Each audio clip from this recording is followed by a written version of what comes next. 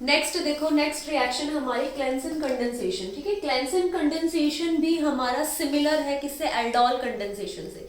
फर्क क्या है, एल्डोल में हम क्या लेकर चलते थे भाई, हम वहां पे एल्डिहाइड्स लेकर चलते थे। ठीक है, यहाँ पर हमें किसका हेल्प चाहिए, हमें चाहिए एस्टर चाहिए। हमें क्या चाहिए, एस्टर। और एस्टर से हमें क्या बनाना होता है, यहाँ पे बनाना होता है बीटा कीटो एस्टर। भैया ये बीटा कीटो एस्टर क्या होता है भाई, एस्टर ग्रुप कौन सा होता है, C double bond O R, यही एस्टर ग्रुप होता है। इसके यहाँ पर हाइड्रोजन भी हो सकता है, R ग्रुप भी हो सकता है, बेसिकली ये एस्टर ग्रुप होता है। ठीक है, इसके साथ जो कार्बन लिंक होगा उस कार्बन को क्या बोलेंगे, अल्फा।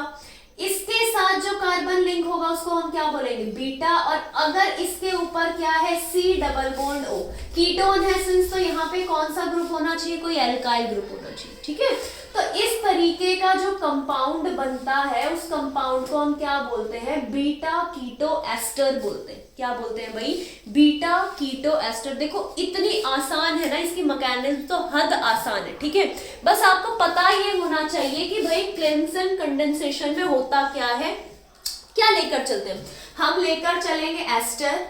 एस्टर से हमें क्या मिलेगा, बीटा कीटो एस्टर। ठीक है, ये एस्टर भाई, एस्टर हम 2 यूनिट लेकर चलेंगे, क्योंकि सिंस देखो ये हमारी चेन क्या हो रही है, बड़ी हो रही है, 2 कार्बोनिल ग्रुप आ रहे हैं यहाँ पे। ठीक है, तो हमें कम से कम 2 एस्टर की तो जरूरत पड़ेगी, है ना। तो ये हमारा क्या है, एस्टर। ठीक है, ये OR डैश। ठीक है, ये हमारा क्या है, एस्टर है। ठीक है, तो इससे हमें क्या बनाना है, इससे हमें ये बनाना है बीटा कीटो एस्टर बनाना है। इससे हमें क्या बनाना है, बीटा कीटो एस्टर बनाना है। ठीक है, तो भाई यहां से हमें ये बनाना है, एक चीज पता लगी।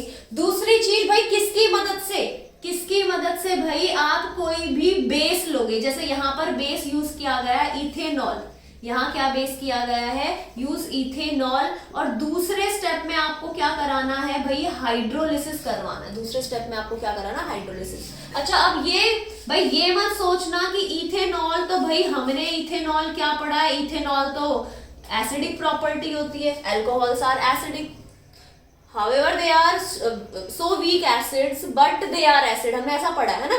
तो इसको बेस क्यों कहा गया है भाई, आपको बताया था कि भाई अगर हम इसकी बात करें CH3, अगर H पॉजिटिव, ये अल्कोहल अगर H पॉजिटिव को लूज करता है तो क्या बनाएगा, CH3 CH2O negative plus H positive, right, यही बनाएगा। तो भैया यहाँ से अगर ये एसिड है तो ये इसका क्या कहलाता है, कॉन्जुगेट बेस कहलाता है, राइट, कहलाता है या नहीं कहलाता है। तो भैया जितना वीक एसिड होता है उतना ही स्ट्रॉन्ग क्या होता है, कॉन्जुगेट बेस होता है। ऑलराइट, ठीक है, तो यहाँ पर इथेनॉल बेस नहीं है, यहाँ पर बेस क्या है, इथॉक्साइड आयन बेस है, यानी कि ETO नेगेटिव यहाँ पर किसका काम कर रहा है, बेस का काम कर रहा है। ये चीज हमें ध्यान में रखनी है। ऑलराइट, तो रिएक्शन में होना क्या है, ये चीज हमें पता लगी। क्या हमें एस्टर्स लेने हैं और एस्टर से हमें क्या बनाना है, बीटा कीटो एस्टर बनाना है। किसकी मदद से, एक बेस की मदद से, दैट इज इथॉक्साइड। ठीक है, इथॉक्साइड आयन बेसिकली हमें चाहिए होता है, तो हमने इथेनॉल लिया है। और सेकंड स्टेप में हमें क्या करना है, उसका हाइड्रोलिसिस। ठीक है, अब देखो मैकेनिज्म भैया बहुत आसान है। ठीक है, तो उसके लिए बिल्कुल भी टेंशन लेने की जरूरत नहीं है। बेसिकली यहाँ जितनी भी नेम रिएक्शंस अभी हम डिस्कस करेंगे वो सभी एल्डोल कंडेंसेशन की मैकेनिज्म पे ही डिपेंड कर रहे हैं। वैसे ही सिमिलर है सबकी, एक जैसी तो नहीं बोल सकते, लेकिन सिमिलर रिएक्शंस है सबकी, मैकेनिज्म, सॉरी। ठीक है, मैकेनिज्म देखो हम क्या लेकर चले, हम ये लेकर चले एस्टर। ठीक है, लेट सपोज हमारे पास एस्टर है CH3 C double bond O CH3। ठीक है, ये हमारा एस्टर है। ठीक है, ये पहला एस्टर। दूसरा एस्टर यूनिट कौन सा है, CH3 C double bond O CH3। ये हमारी 2 यूनिट हम एस्टर की लेकर चले थे। किसकी मदद लेनी है, पहले स्टेप में हमें ETO नेगेटिव है, C2H5O नेगेटिव, ये इथॉक्साइड इस बेस को लेना है एज अ कैटलिस्ट। ठीक है, अब हमें भाई, हम कई बार डिस्कस कर चुके हैं, लास्ट रिएक्शन में भी पढ़ा था, पर्किंस की जब बात कर रहे थे भैया, इसका जो हाइड्रोजन है ना, इसका जो ये हाइड्रोजन है, ये हाइड्रोजन कैसा है, एसिडिक है। ठीक है, तो भाई ये क्या करेगा, अपने पेयर ऑफ इलेक्ट्रॉन्स यहाँ देगा और ये H पॉजिटिव बाहर आएगा किसके साथ इंटरैक्ट करने के लिए, C2H5OH के लिए। बेसिकली इस बेस का काम क्या है, ये क्या करने का काम कर रहा है, एब्स्ट्रैक्ट करने का काम कर रहा है। किसको भाई, प्रोटॉन को एब्स्ट्रैक्ट करने का काम कर रहा है, right. Bases are helpful, they are useful for removal of proton, proton को बाहर निकालने के, एब्स्ट्रैक्ट करने के लिए। They are useful for abstracting proton, आम भाषण बोल के, ठीक है।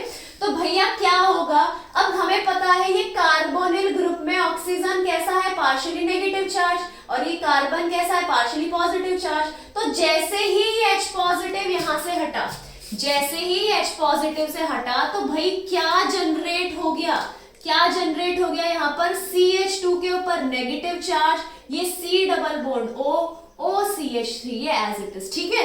तो भाई ये कहाँ अटैक करेगा, ये इस कार्बन पे जाके अटैक करेगा, राइट। ये कहाँ अटैक करेगा, इस कार्बन पे जाके। तो जैसे ही ये इस कार्बन पे अटैक करेगा, तो भाई क्या बनेगा, कंपाउंड हमारा इस तरीके का बनेगा, CH3C, इस ऑक्सीजन के ऊपर नेगेटिव चार्ज, ये OCH3 एज इट इज, यहाँ क्या आ गया भाई, ये CH2, C double bond OCH3, कुछ नहीं किया है, सिंपली हमने इसको क्या कर दिया, यहाँ ऐड कर दिया, राइट। अब भाई नेक्स्ट स्टेप में क्या होगा, नेक्स्ट स्टेप में क्या होगा भाई, जब हम हाइड्रोलाइज करेंगे, जब हम क्या करेंगे, हाइड्रोलाइज करेंगे, या हम बोल सकते हैं भाई हम क्या कर रहे हैं भाई, नेक्स्ट स्टेप में हमें इसका क्या दिखाना है भाई, शिफ्ट दिखाना है। तो शिफ्ट, या फिर हम सेकंड स्टेप में हाइड्रोलिसिस बोल देते, चलो ये हमने हाइड्रोलिसिस का स्टेप ले लिया, ठीक है। तो बेसिकली यहाँ क्या होगा, रीअरेंजमेंट होगा, ये यहाँ पर ये इलेक्ट्रॉन्स लेके जाएगा यहाँ पर, क्योंकि भाई ऑक्सीजन, इन दोनों में से ज्यादा इलेक्ट्रोनेगेटिव कौन है, ऑक्सीजन, तो ये pair of electron he oxygen लेकर जाएगा। भाई ये कहाँ डोनेट कर देगा, यहाँ बॉन्ड फॉर्मेशन में डोनेट कर देगा, और यहाँ से ये H पॉजिटिव लेकर किस में चेंज हो जाएगा भाई, CH3OH, तो यहाँ से निकल गया बाहर, है ना। ये वाला पार्ट जो है बेसिकली ये तो निकल गया बाहर, यहां से इसने H पॉजिटिव लिया, और यहाँ क्या बन गया, CH3OH। अब इसको देखो, मेन कंपाउंड को, CH3 था एज इट इज, यहाँ ये कार्बन था, इलेक्ट्रॉन्स आए तो कैसा बॉन्ड बन गया, डबल बॉन्ड, इसके साथ क्या लिंक है, CH2, ये क्या है हमारे पास, C डबल बॉन्ड O, और ये OCH3। तो भैया ये हमारा क्या बन गया, ये हमारा कौन सा ग्रुप है, एस्टर, ये हमारा कौन सा ग्रुप है, कीटोन ग्रुप है। तो ये क्या है, बीटा कीटो एस्टर, ठीक है, जिसकी हमें क्या करनी थी भाई, फॉर्मेशन करनी थी। अच्छा, अगर इसका हमें IUPAC नेम लिखना हो, तो IUPAC नेम क्या होगा इसका, 1 2 3 और ये 4, क्या कहलाएगा ये भाई, इथाइल, इथाइल 2 ऑक्सो ब्यूटेनोएट, ठीक है। तो भाई ये जो रिएक्शन है ये हमारी क्या है, क्लेंसन कंडेंसेशन रिएक्शन, ठीक है। एक बार वापस से देख लो मैकेनिज्म, हमारे पास क्या था, एस्टर था एक यूनिट, दूसरी एस्टर यूनिट थी। अब हमें पता है कि भाई इसका जो अल्फा हाइड्रोजन होता है it is acidic in nature, तो ये बेस किसमें हेल्प कर रहा है, इसके प्रोटॉन को बाहर निकालने में हेल्प कर रहा है, एब्स्ट्रैक्ट करने में हेल्प कर रहा है, ठीक है। तो इसका काम था जो उसने कर दिया, H पॉजिटिव निकाल दिया बाहर, तो निकालने के बाद ये कैसा हो गया, नेगेटिवली चार्ज। अब हमें ये चीज पता है कि ये दूसरे यूनिट का जो कार्बोनिल है उसमें एक इलेक्ट्रोफाइल है और एक न्यूक्लियोफाइल की तरह काम करेगा। क्यों, क्योंकि due to that electronegativity difference, oxygen पे हमेशा पार्शियली नेगेटिव चार्ज होता है, कार्बन पे पार्शियली पॉजिटिव, ठीक है। तो ये नेगेटिव किसके पास जाएगा, पॉजिटिव के पास, ये कंपाउंड बन गया, ठीक है। तो भैया ये स्टेबल नहीं है, तो स्टेबल करने के लिए क्या करेगा, ये बॉन्ड तोड़ेगा, ये इलेक्ट्रॉन्स यहां लेकर चला गया, ये वाले इलेक्ट्रॉन्स किसके पास आ गए, इस कार्बन के पास, ठीक है, टू फॉर्म डबल बॉन्ड, यहाँ पे CH2 C double bond OCH3, और हाइड्रोलिसिस से हाइड्रोजन लेके ये क्या निकल गया यहाँ पे, इथेनॉल, ठीक है। ये हमारी रिएक्शन है कौन सी, क्लेंसन कंडेंसेशन रिएक्शन या क्लेंसन रिएक्शन, ऑलराइट।